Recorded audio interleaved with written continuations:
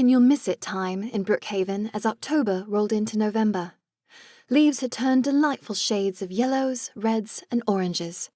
The air had taken on a crispness I'd never gotten back home in London. Having never experienced such a stark change in seasons, I wasn't prepared for the way my magic reacted. Admittedly, figuring out the intricacies of my magic wasn't on my radar when moving to town.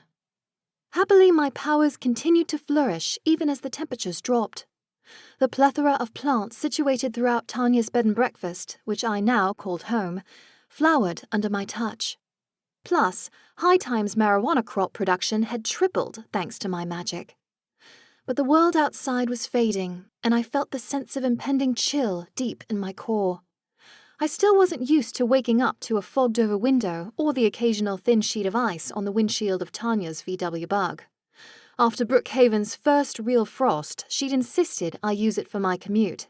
I appreciated the generosity.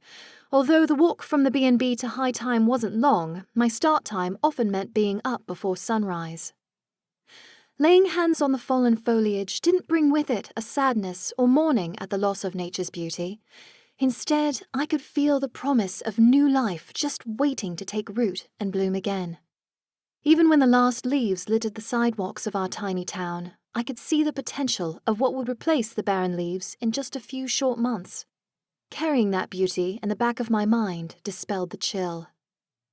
The autumn sights and smells weren't the only thing in the air these days. Jerry Webster's son was set to be married in just a couple days.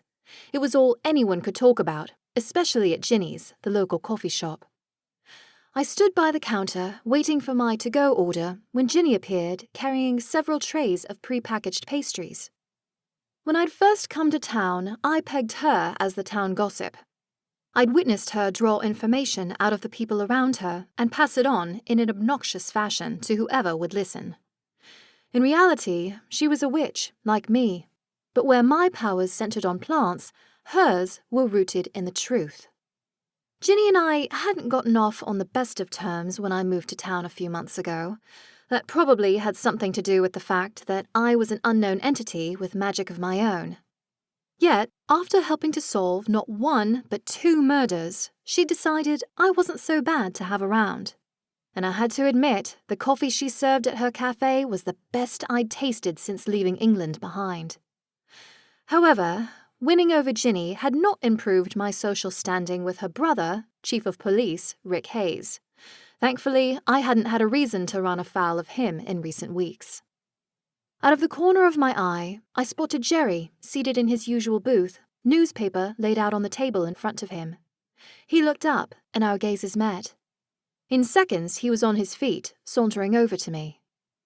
"Oh, good. I'm glad I caught you," he said. "Something I can help you with?" "I just wanted to be sure that you knew you were invited tomorrow for the wedding. I hadn't gotten your RSVP. "Oh, that's nice, but I don't even know your son." Come to think of it, I didn't know Jerry well either. Besides, I couldn't even recall receiving an invitation. "He's invited the whole town," Ginny piped up.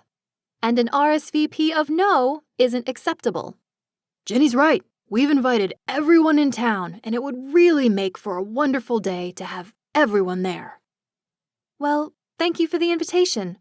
I'd be happy to attend," I replied. "And bring a date," Jerry said, as his phone buzzed, pulling him away from the conversation.